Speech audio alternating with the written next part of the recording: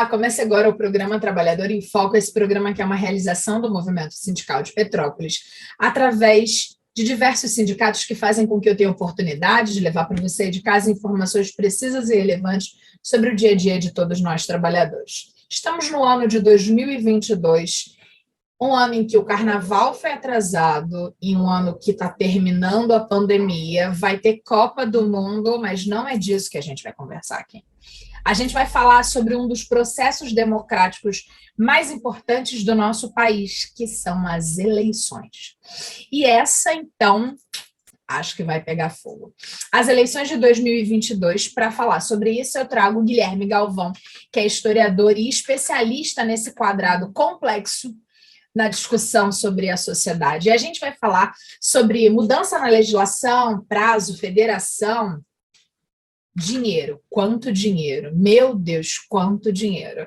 Guilherme, seja muito bem-vindo. Prazer recebê-lo no programa Trabalhador em Foco mais uma vez, para conversarmos sobre assuntos que muita gente não quer saber, mas que todo mundo deveria entender.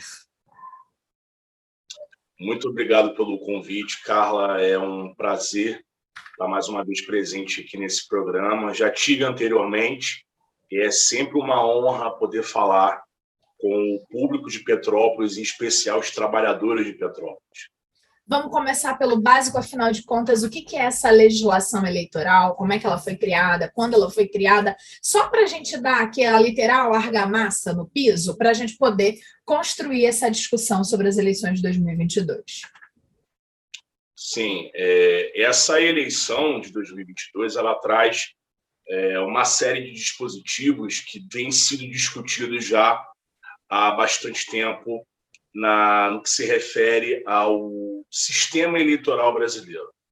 Como a gente sabe, a Constituição de 88, ela instituiu um sistema pluripartidário no Brasil, ou seja, nós temos uma variedade de partidos políticos das mais diferentes matizes, diferentes correntes, e isso é fruto, claro, de um processo que nós passamos no passado, perdão pela redundância, mas que nós passamos durante a ditadura militar, em que nós tínhamos um bipartidarismo. Tínhamos apenas dois partidos políticos organizados, Arena e MDB. E isso ocorreu durante quase 20 anos, na verdade, durante 15 anos. Mas durante 20 anos, muitos partidos políticos foram proibidos no Brasil, como o Partido Comunista do Brasil, o Partido Socialista Brasileiro. Apenas em 85 que nós tivemos essa abertura partidária em nosso país, e a Constituição de 88 ela permitiu que os partidos, desde que tivessem um caráter nacional, uma organização em todo o território nacional. Antigamente, lá atrás, na República Velha, os partidos locais, os partidos regionais eram permitidos, e durante a era Vargas isso mudou, e a Constituição de 88 manteve esse modelo. Então, desde que um partido tivesse um determinado número de apoiadores, num número X de estados brasileiros, e tivesse ali esse registro, enfim, atendesse todas as exigências legais, esse partido ele poderia participar de uma eleição e mais, ter acesso ao fundo partidário, que é importante, e também ter acesso ao tempo de televisão. Isso ocorreu durante muitos anos de forma indiscriminada. E isso, obviamente, abriu espaço para que muitos aventureiros, muitos profissionais, inclusive, existem pessoas, existem empresas que são especializadas em registros de partidos políticos, em legalização de partidos, de siglas partidárias. Então, isso abriu um grande mercado. Só que vamos lembrar o seguinte: o fundo partidário é dinheiro público. Então, acabou havendo ali uma negociata em torno de verbas públicas. E, a partir dos anos 2000, mais especificamente, houve ali uma discussão mais séria sobre a instituição de uma cláusula de barreira. O que seria isso? Uma cláusula de desempenho. Um partido político, para que ele continuasse existindo, entre aspas, eu vou explicar por quê, para que um partido pudesse continuar existindo, ele deveria ter um número X de votos, tanto nacionalmente, tanto em determinados estados, um número determinado de estados da federação, unidades da federação. Certo. E isso ocorreu em 2006. É a primeira vez em que isso foi tentado em nosso país. Nas eleições de 2006, houve uma grande correria dos partidos para que eles alcançassem a cláusula de barreira. Uhum. Naquela época, o percentual, se eu não me engano, foi de 2%. Só que aí, Brasil, né, aquela coisa, a gente conhece, acabou que, no fim das contas, a cláusula de barreira foi derrubada, né? Os partidos continuaram existindo, uma grande proliferação de siglas em nosso país. Nós temos... Eu assumo que eu não sei quantas são, e não entendo a maior parte delas. Eu vou te dizer, Carla, que se eu fizer uma conta aqui rápida, eu consigo chegar no total de partidos. Mas se você falar assim, crava o número de partidos, eu não lembro. Eu acho que hoje no Brasil são 29 ou 30. A gente, até um tempo atrás, nós tínhamos 33 partidos políticos. Como houve um movimento de fusão, de incorporação de alguns partidos, e nós temos vários outros, inclusive, em processo de legalização, nós temos mais de 40 siglas em processo de legalização no país. Então, fica até um pouco difícil, mas eu creio que hoje são cerca de 29 a 30 siglas partidárias que nós temos no Brasil. E agora, para essa eleição, nós temos... Aliás, voltando para 2018, nós tivemos pela primeira vez uma cláusula de desempenho de fato, e nós teremos agora, pela segunda eleição seguida, segunda eleição parlamentar seguida, o dispositivo da cláusula de desempenho. Certo.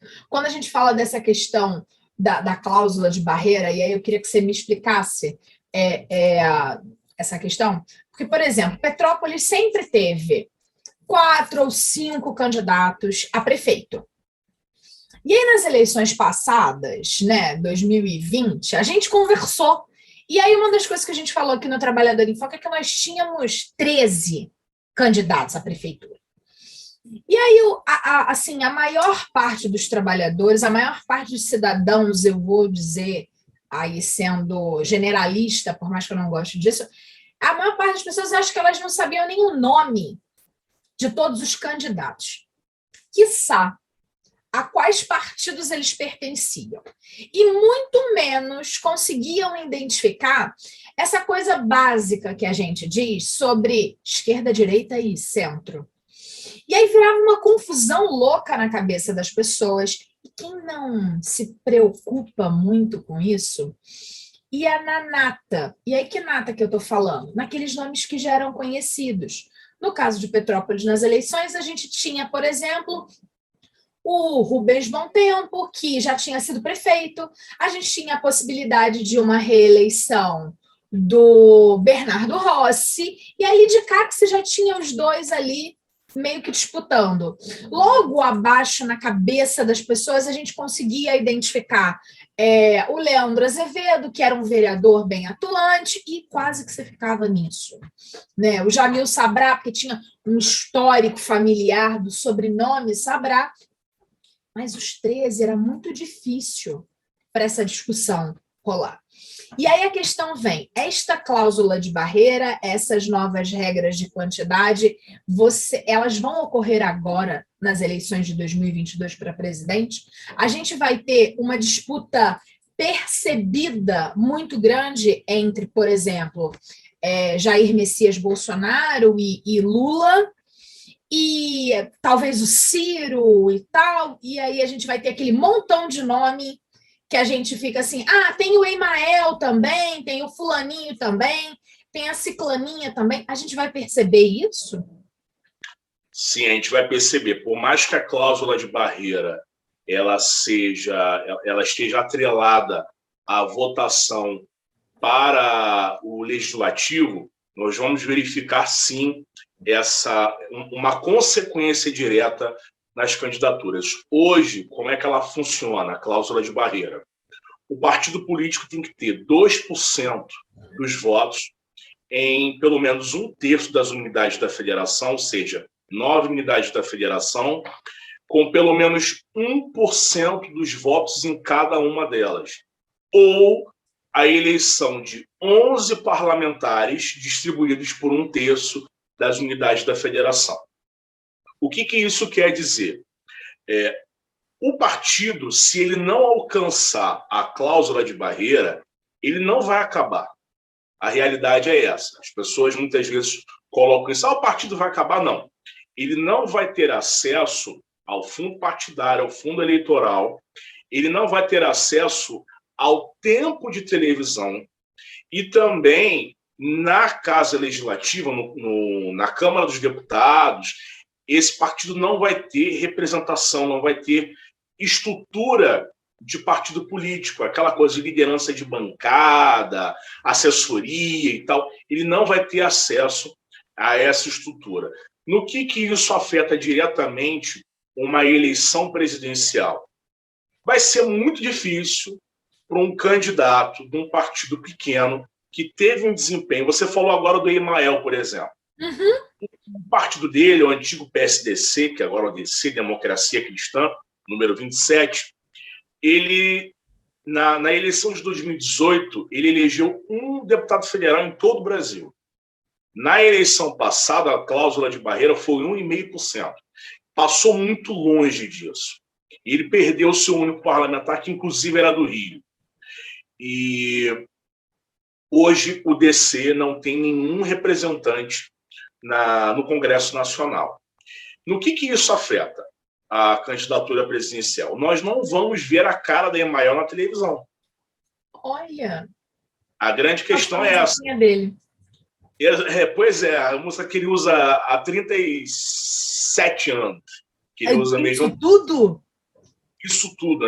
A primeira vez que ele usou essa música foi quando ele concorreu a prefeito de São Paulo em 85, na eleição do Jânio Quadros. Então, eu nem gosto, eu estou acostumada, porque eu tenho 38 anos, então desde que eu era uma pirralha, eu já ouço a musiquinha. Ok. Tem mais ou menos a mesma idade, mais ou menos a mesma coisa. Também estou acostumado desde muito cedo a ouvir a musiquinha dele. Então, algumas pessoas que nós vemos com muita frequência no horário eleitoral, Zé Maria do PSTU, o Emael, os candidatos do PCO, geralmente Rui Costa Pimenta, e de outras siglas menores, nós não vamos ver esses candidatos mais na televisão. Por quê? Na última eleição, eles já não alcançaram o quociente eleitoral. Já não conseguiram. Então, na eleição de 2020, esses candidatos já não apareceram na televisão e em 2022 também não vão aparecer. Como que eles podem aparecer? Se, por acaso, eles conseguirem alcançar essa nota de corte, digamos assim, de 2%. O que é quase impossível sem os recursos do fundo eleitoral e do fundo partidário. O que isso tem como consequência? A reorganização da configuração partidária no Brasil vai forçar com que muitas siglas desapareçam, de fato, haja processos de fusão, de incorporação. Por exemplo, a partir da última eleição, nós tivemos um movimento bem interessante. O PRP ele foi incorporado ao Patriota, o PHS ao Podemos, o PPL durou pouquíssimo tempo, foi incorporado ao PCdoB, o PPL, e nós tivemos a fusão do PSL com o DEM, né, dando origem ao União Brasil, e que hoje é um partido que é dono da maior fatia do fundo eleitoral. É uma fatia... PSL, que era o partido do presidente quando ele foi eleito, juntou com quem? Junto com o DEM. O PSL... E aí virou União? Houve a fusão com o DEM, que era o antigo PFL, a gente conhece bem o PFL, e aí a fusão... Era Partido da Frente Liberal, eu lembro dessa letrinha. Exato, 25. Formou ali um megazord partidário, formou União Brasil. Né? E o União Brasil, ele, pelo fato do PSL ter obtido um desempenho muito grande na eleição passada, por causa do Bolsonaro. Vamos lembrar o seguinte, o PSL era um partido considerado nanico. Era um partido que fazia ali 1, 2, no máximo 3 deputados em todo o país. Então, o Bolsonaro, quando ele foi candidato, ele reproduziu muito do que acontecia nas eleições brasileiras. Um candidato ia para um partido pequeno, tomava esse partido político, se elegia, conseguiu um mandato, depois saía. Depois ia para outra sigla. E foi o que ele fez. Ele foi eleito pelo PSL, só que ele não tinha o controle dos diretórios, não controlava o fundo partidário, e ele decidiu sair dessa sigla, indo para outra. Ficou quase o mandato inteiro sem partido, e agora ele está afiliado ao PL, que era o antigo PR, que foi PL lá atrás, que virou PR por causa da cláusula de barreira em 2006. A gente lembra de um partido bem folclórico, Prona, do Enéas Carneiro. Adorava Enéas. Pois é, em 2006... meu nome é Enéas. Adorava. Em 2006, quando foi formulada ali a primeira cláusula de barreira, aliás, quando ia ser colocada em prática a cláusula de barreira, esses dois partidos não alcançaram a cláusula, o PL e o Prona. Então, eles fizeram ali uma fusão que deu origem ao PR, Partido da República. E agora o PR voltou a ser PL, voltou a estar na moda dizer que é liberal, e o Bolsonaro se filiou ao PL. Então, hoje nós temos a União Brasil, que tem a maior fatia do fundo eleitoral e do fundo partidário, são verbas diferentes. Fundo partidário é para o funcionamento do partido em si, para a sua burocracia, sua manutenção. Exatamente, pagar funcionários. O fundo eleitoral, especificamente para eleições. Ele tem, obviamente, por ser o maior partido, tem ali tem um desempenho bom, na verdade, em 2018, já não é mais o maior partido por conta da janela partidária, mas tem aí uma fatia bilionária no fundo eleitoral brasileiro. Guilherme, você falou algumas coisas muito interessantes, uma delas me assustou muito, que é pensar que o Enéas estaria, se tivesse vivo, no mesmo partido que o Bolsonaro está. Mas isso depois eu vou resolver dentro da minha cabeça. Mas a outra coisa é a seguinte, você falou várias vezes de várias mudanças de nome. Você já fez, por um acaso, tipo, aquele organograma, assim, o fulano era ciclano, virou beltrano, virou não sei o quê, dos mais relevantes? Porque, assim... eu não sei se é uma percepção minha, eles mudam tanto que é para ninguém entender mesmo, só para uma minoria que fica estudando isso o tempo todo, porque você é um estudioso desse segmento, aí você consegue falar isso com muita tranquilidade.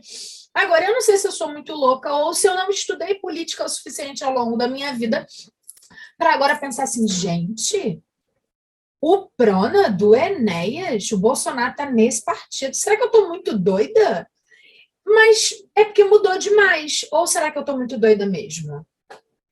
Não, essas mudanças, elas ocorrem demais e deixam a gente doida. É uma consequência, né? Eu vou te perguntar, você conhece o Agir? Partido? É um partido político. Não. Pois é. Eu também não conhecia até outro dia.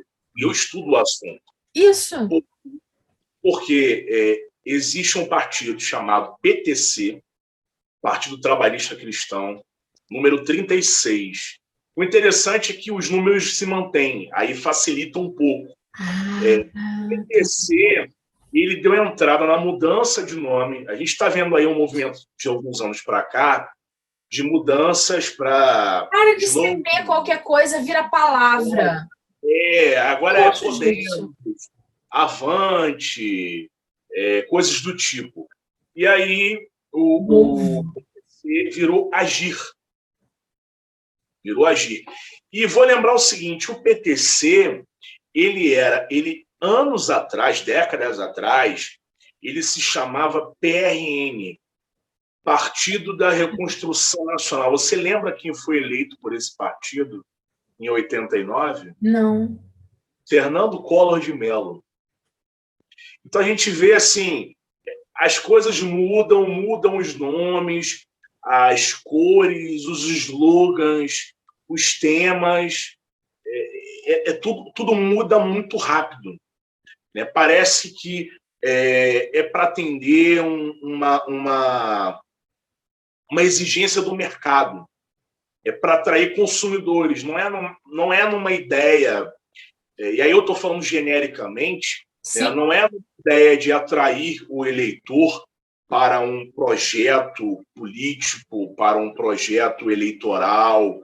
Não, é uma marca, virou simplesmente uma marca, né? E aí pega esse nome, não que isso seja ilegítimo, não estou dizendo que não, que mas é muito estranho, soa muito estranho. Então, nós temos aí E se soa muito estranho, não deve ser bom. Minha avó sempre falou isso. Muda muito rápido. Por exemplo, o PL, aconteceu isso com ele em 2006, porque o PL ele foi o epicentro do mensalão.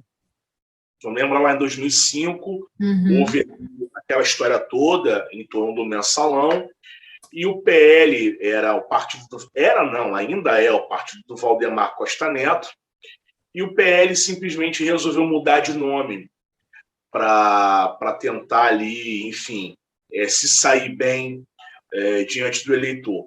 E vamos ver também o exemplo do PTB. O PTB, em 2002, discutia uma fusão para a criação de um partido de esquerda, a Frente Trabalhista, com PPS e PDT. Em 2002, Roberto Jefferson pedia votos para Ciro Gomes. E hoje, Roberto Jefferson, que é uma figura muito conhecida do eleitor Petrópolis, sim. O Roberto Jefferson está numa situação bem complicada com a justiça, é notória a situação dele, e o partido dele virou um partido de extrema direita. Temos aí o Daniel Silveira, que é filiado ao partido dele, e que hoje tem apenas 3 parlamentares. Nem os deputados do partido dele quiseram ficar diante de tanta exposição midiática negativa. Eu ia falar uma coisa, você falou melhor, eu ia falar uma expressão bem pior, mas diante dessa tanta repercussão negativa, nem os parlamentares quiseram se manter na sigla. Então, de fato, a gente pensa assim, será que eu estou ficando maluco diante de tanta mudança, de tanta transformação? Não, não é. Muita coisa, de fato, ocorre de propósito. Claro, existem mudanças que são, existem mudanças que são, de fato, num sentido programático. Tivemos, por exemplo, o PPS, mudou de nome para Cidadania, mas isso ocorreu diante de uma mudança de corrente de pensamento. Hoje, o Cidadania ele é considerado um partido liberal, ele não é mais um partido que está no campo da esquerda, né? Por mais que se discorde ou não desse viés ideológico, mas em muitas outras não, é apenas no sentido eleitoral ou eleitoreiro, diria também, para conquistar novos consumidores. Perfeito. A gente está chegando no final do programa, extrapolando o nosso tempo, e eu queria que você me deixasse 2 coisas. Primeiro, a certeza de que você volta antes das eleições para a gente falar sobre um pouco sobre isso tudo. E assim que a gente souber quais são os nomes dos candidatos à presidência, que eu acho que é um momento crucial para para os trabalhadores, né? Entender quem são esses candidatos e tal, não sei o quê, mas para a gente continuar explicando. Até porque eu falei da questão da presidência, aí você falou assim, que essa margem de corte, essa quantidade, tem a ver com o legislativo. E eu o tempo todo estava falando de presidência, que é executivo. E aí a gente podia, talvez, se você me permitir, começar no próximo programa explicando assim, judiciário a gente entende, é o advogado que vira juiz, legislativo, executivo, e como é que essa conta faz nessa loucura toda. E aí eu queria de verdade falar sobre o dinheiro no próximo programa, porque o dinheiro aumentou pra caramba, porque são eles votando no dinheiro que eles vão ganhar para eles continuarem ganhando dinheiro. Eu ia adorar se eu pudesse, eu tenho certeza que você também, e o nosso telespectador em casa. Imagina se a gente pudesse sozinho decidir quanto de dinheiro que a gente vai ter para continuar conseguindo trabalhar com o que a gente trabalha, ganhando o salário que é a gente que define. É lindo, né? Mas só que não, só funciona para eles. Você volta, Guilherme? Volto, claro, eu volto sim. É sempre um prazer estar falando com você, com os trabalhadores de Petrópolis. Eu estou sempre à disposição de vocês. Então, sempre que eu for chamado, eu vou atender o convite, a convocação. Convocação, isso mesmo. Obrigada, Guilherme, foi um imenso prazer. Espero que a gente tenha conseguido começar a elucidar a questão para o trabalhador que está em casa e a gente se vê em breve. Um beijo grande.